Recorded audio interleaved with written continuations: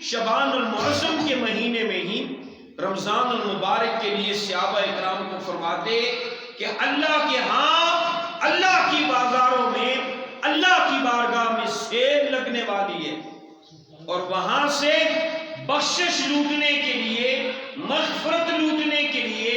اللہ کا کرم لوٹنے کے لیے، اس کا فضل لوٹنے کے لیے، اس کی مہربانیاں لوٹنے کے لیے اپنے آپ کو چاق چوبند کرنا، تیار کرنا۔ اور اسی مہینے سے صحابہ اکرام رضوان اللہ تعالی علیہ اجمعین ویسے تو پورا سال ہی وہ عبادات ریاضات میں گزارتے، مگر زیادہ اہتمام شروع کر دیتے، چونکہ ان مہینوں میں اللہ کی طرف سے اجر بھی بڑھ جاتا ہے، اور بالخصوص رمضان المبارک کے مہینے میں کئی گناہ ثواب میں اضافہ اللہ کی طرف سے ہو جاتا ہے۔ تو پیارے آقا صلی اللہ علیہ وآلہ وسلم ترغیب دلاتے تھے۔ پھر فرمایا کہ عالم دین فرماتے ہیں، میرے ایک دوست تھے، جب ان کا انتقال ہوا تو میں ان کے جنازے میں شرکت نہیں کر سکا۔ کافی دن گزر گئے، میں قبر پر بھی حاضری نہیں کر سکا۔ ایک دن مجھے رات کو خیال آیا کہ میں اپنے دوست کے جنازے پہ بھی نہیں جا سکا اور قبر پر بھی حاضری نہیں کر سکا، تو میں صبح ہر صورت میں اپنے دوست کی قبر کے اوپر حاضری کروں گا اور اس کے لیے فاتحہ پڑھوں گا۔ آپ فرماتے ہیں اسی سوچ میں میں رات کو سو گیا، میرا وہ دوست مجھے خواب میں آیا اور میں نے دیکھا کہ وہ بڑا غمگین ہے، اس کے چہرے کے تاثرات بھی بدلے ہوئے ہیں، سرخی ہے اس کے چہرے کے اوپر اور غمگین ہے، پریشان ہے۔ میں نے خوابی میں اسے السلام علیکم ورحمۃ اللہ کہا، یعنی سلام کیا، اس نے میرے سلام کا جواب نہ دیا۔ میں نے خواب کے اندر ہی سے پوچھا کہ آپ نے میرے سلام کا جواب کیوں نہیں دیا؟ بات سمجھنے والی ہے،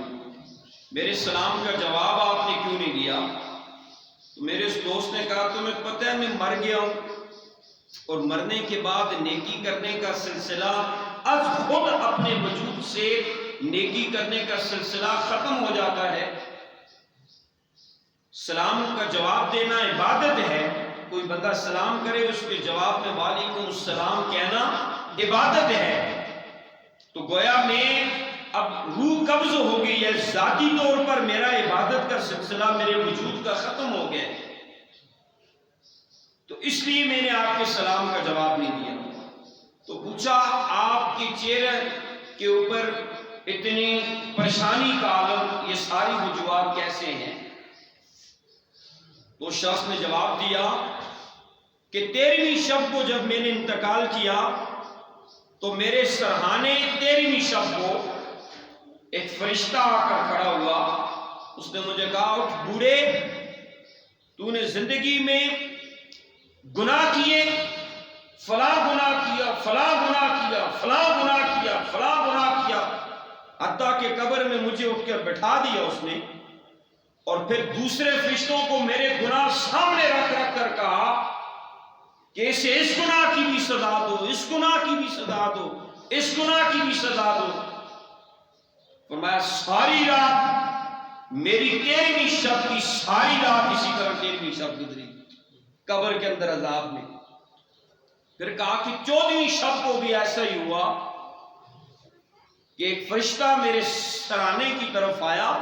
اس نے مجھے آواز دی فلاں بوڑھے اٹھ جاؤ۔ میں قبر میں بیٹھا تو اس نے پھر میرے گناہوں کو سامنے رکھا، اور گناہوں کو سامنے رکھ کر اس نے قبر سے کہا کہ اس نے یہ گناہ بھی کیا، اس نے یہ گناہ بھی کیا، اس نے یہ گناہ بھی کیا، اس کے اوپر ترک ہو جاؤ، حتیٰ کہ قبر نے مجھے چکنا چور کر دیا۔ پھر فرمایا 2 راتیں عذاب کے اندر میری قبر میں گزری۔ جب 15ویں شب آئی تو وہی فرشتہ آ کر کھڑا ہوا،